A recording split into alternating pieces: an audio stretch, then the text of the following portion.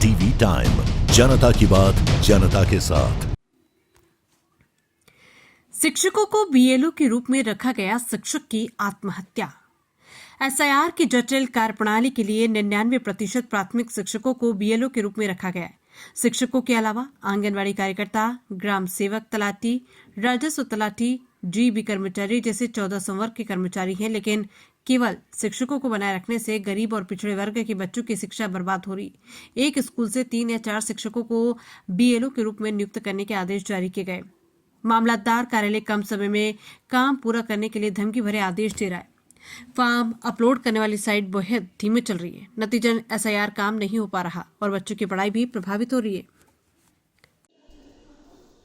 समग्र देशनी अंदરના 12 राज्यों અને તેમાં પણ ગુજરાતમાં મતદાર ચકાસણી માટે એટલે કે સરની કામગીરી ચાલે છે। બીએલઓ તરીકેની જવાબદારી આ માટેની જે સોંપવામાં આવી એમાં 90% શિક્ષકોને કામગીરી સોંપવામાં આવી છે। આ કામગીરી ઘણી જટિલ અને અપૂરતી માહિતી સાથે હોવાથી અને ટૂંકા સમયના કારણે રાજ્યના શિક્ષકો પારાવાર મુશ્કેલીનો અનુભવ કરી રહ્યા છે, માનસિક ત્રાસ અનુભવી રહ્યા છે અને એના કારણે સ્થાનિક કક્ષાએ અનેક જગ્યાએ સંઘર્ષના પણ પ્રશ્નો બની રહ્યા છે। કોંગ્રેસ પક્ષ તરીકે અમે ઇલેક્શન કમિશનમાં રજૂઆત કરી છે વિસ્તૃત મુદ્દા સાથે અને તેમાં પૂરતી માહિતી આપવામાં આવે, તાલીમ આપવામાં આવે। 2002ની યાદીનો જે બેઝલાઇન લેવામાં આવ્યો એ ખુલતી નથી સાહેબ। અનેક પ્રકારે સૂચનામાં વિસંગતતા જોવા મળે છે અને બીજી બાજુ ઇલેક્શન કમિશન પોતે જો એની નીતિ સ્પષ્ટ હોય અને નિયત પણ સારી હોય ડુપ્લિકેટ વોટરો શોધવાની અને પારદર્શક વ્યવસ્થા અને મતદાર યાદી બનાવવાની, તો કેમ સોફ્ટવેરનો ઉપયોગ નથી કરતા? સોફ્ટવેરમાં તો તૈયાર વ્યવસ્થા છે આખી, એના આધારે તમે ડુપ્લિકેટ મતદારો શોધી શકો છો। પણ આ દબાણના કારણે ગુજરાતમાં 2 શિક્ષકોએ જીવન ટૂંકાવવું પડ્યું, અંતિમ પગલું ભર્યું છે, જેના પરિવારે પણ એ બાબતમાં જાણ કરી છે। સતત માનસિક રીતે કામના ભારણના લીધે શિક્ષક સમુદાય ઉપર ભારે આક્રોશ અને તણાવની સ્થિતિ છે।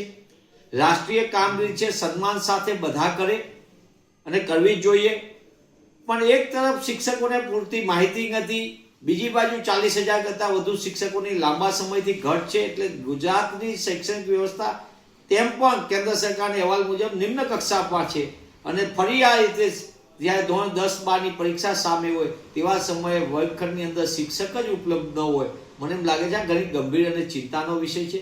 ત્યારે હું આપના માધ્યમથી માંગ કરું છું કે શિક્ષક સમુદાયને અતિ ભારના કારણે એર કન્ડિશન ઓફિસમાં આવતા આડેધડ સૂચનાઓના કારણે, ખાસ કરીને મૌખિક સૂચનાઓના કારણે શિક્ષક સમુદાય ભારે ત્રાસ અનુભવી રહ્યા છે, તાણ અનુભવી રહ્યા છે અને 2 શિક્ષકોએ અંતિમ પગલું ભર્યું હોય તે ચિંતાનો વિષય છે આપણા માટે।